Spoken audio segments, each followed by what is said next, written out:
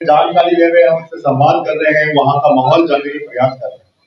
और सब जगह जब जाते हैं तो एक ही आवाज हमको सुनने को मिलता है, वो है बिहार मांगे बदलाव। बिहार बदलाव क्यों मांगे? हमारे कई वक्ता ने कई बातें रखी यहाँ पे। हमारे प्रधान महासचिव भी अपनी बातों को रख रहे थे, हमारे राष्ट्रीय अध्यक्ष जी अपनी बातों को रखेंगे। सबके अगर आप बात सुने ढंग से तो एक ही बात समझ में आता है कि हर कोई जो है बिहार सरकार से त्रस्त है। हर कोई जो है ये दलित विरोधी सरकार से नाखुश है। हम लोग कहीं भी जाते हैं साथी, कोई भी आप मुद्दा देख लीजिए, हमने कहा बिहार मांगे बदलाव। हमने कोई ऐसे नहीं कहा हवा हवा में। हमारे यहाँ बुजुर्ग साथी यहाँ उपस्थित है, हमारी माताएं बहनें यहाँ उपस्थित है। बिहार मांगे बदलाव का क्या मतलब है? किस चीज का बदलाव मांग रही है? आप चल जाइए, हम तो आपसे आग्रह करेंगे।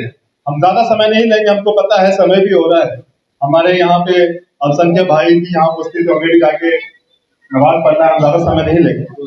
लेकिन हम ये आपसे कहना चाहेंगे, आप पूछिए सरकार से। यह सरकार, हम तो सरकार को बीमारू सरकार बोलते हैं। यह सरकार जो बिहार में चल रही है, ये आके कहती है हमको 5 साल और दीजिए, हम आपको अच्छे से याद दिला देते हैं। 2020 में जब चुनाव था तो हमारे मुख्यमंत्री आदरणीय श्री नीतीश कुमार जी सब सभा में जाके हाथ जोड़कर बोलते थे हमारा आखिर चुनाव है, आखिरी बार आशीर्वाद दे दियो, आखिर चुनाव है, आखिर चुनाव है। तो ये कौन सा चुनाव लड़ रहे हैं? और इस परिस्थिति में जहां उनको याद नहीं रहता है कि उनका मंत्री कौन है, वो उनको अपना नाम ही याद नहीं रहता है।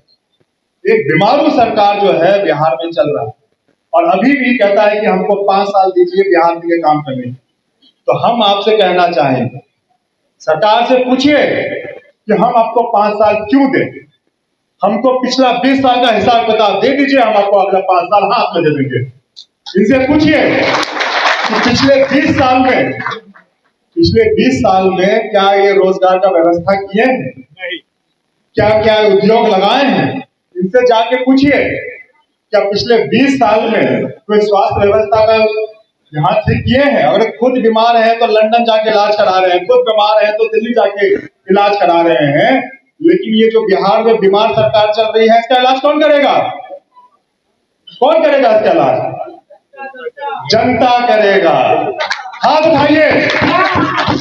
सबका इलाज अक्टूबर महीना में बिहार की जनता जो है बीमारी सरकार का इलाज कर देगी। तो लेकिन अभी 4-5 महीना है, सुइया दवाई का इंतजाम कर लीजिए और इस बीमारू सरकार को उखाड़ फेंकेंगे। पूछिए इस बीमारू सरकार के पास जाकर कि पिछले 20 साल में शिक्षा व्यवस्था का क्या हाल किया है। हर साल हम लोग सुनते हैं बीपीएससी, यूपीएससी, बीपीएससी का पेपर लीक हो जाता है। आप जाइए कोनो कॉलेज में, 3 साल का डिग्री 5 साल में मिलता है, 6 साल में मिलता है। वो मिल गया तो बहुत बड़ा बात है। पास करिए, डिग्री लेने के लिए चाहिए तो कहेगा पैसा। पूछिए इस 20 साल की सरकार से कि कानून व्यवस्था का क्या हाल है। पूछिए इस 20 साल की सरकार से भ्रष्टाचार का व्यवस्था का क्या हाल है। एक वो पुल 8 बार बनता है, 8 बार गिर जाता है, फिर भी उसी को टेंडर मिल जाता है। कहीं आप इतने हमारे साथी हैं, कहीं भी आप जाते हैं, हमको बताइए एक आवाज में, कहीं जाते हैं बगैर घूस का काम होता है? तो यह सरकार किस मुंह से 5 साल और मांग रही है हमसे? कह रही है 5 साल और दे दीजिए। कि बीमारू सरकार और बीमारू मुख्यमंत्री को हम 5 साल दें और बिहार को और दुर्गति में धकेल दें? तो साथियों, यही आग्रह आपसे करने के लिए आए हैं। बहुत दुख होता है। आप टीवी देखिए, मोबाइल फोन है, उस पर देखिए किस तरीके का मुख्यमंत्री हमारा भाषण देते हैं सदन में खड़ा होकर।